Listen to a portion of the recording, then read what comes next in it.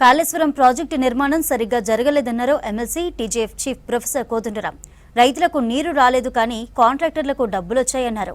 కాళేశ్వరంపై విచారణ పూర్తి చేసి అవినీతి చేసిన వారిని శిక్షించాలన్నారు. కరీంనగర్ జిల్లా శంకరపట్నం మండలం ములంగూర్ కిల్లా దగ్గర జరిగిన తెలంగాణ జనసమితి ప్లీనరీ సమావేశంలో పాల్గొన్నారు. రాష్ట్రంలో నిరంకుశ పాలనను అంతం చేసేందుకే కాంగ్రెస్కు మద్దతిచ్చామన్నారు. క్యాస్ట్ సర్వే పూర్తవడంతో అన్ని కులాలకు న్యాయం జరిగే ఛాన్స్ ఉందన్నారు కోదండరాం.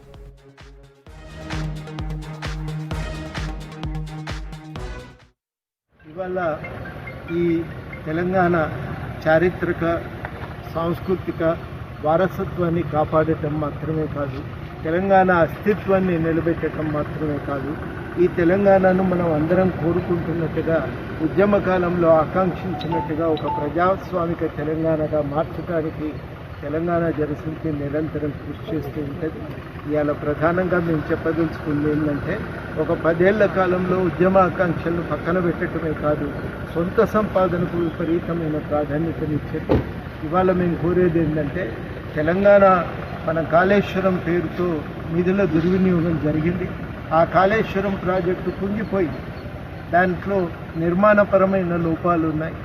సరి అయిన ప్రమాణాలకు తగ్గట్టుగా డిజైన్ సరిగ్గా చేయలేదు.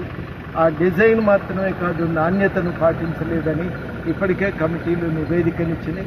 అందుకు బాధ్యులైనటువంటి వాళ్ళని శిక్షించాలని చెప్పి మేము కోరుతున్నాం. బాధ్యులైనటువంటి వాళ్ళని శిక్షించటం మాత్రమే కాదు, మళ్ళీ తెలంగాణలో తుమ్మిడిహెట్టి నిర్మించి కాళేశ్వరం ప్రాజెక్టుకు, పాత అంబేద్కర్ సుజల స్రవంతి ప్రాజెక్టుకు జీవం పోయాలని సందర్భంగా మేము డిమాండ్ చేస్తున్నాం.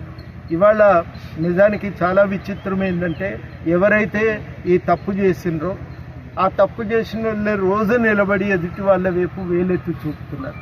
వాళ్ళకి ఆ నైతిక అర్హత లేదు. వాళ్ళు చేసిన తప్పులకు వాళ్ళు ముందు ప్రజల ముందు క్షమాపణ చెప్పాలి.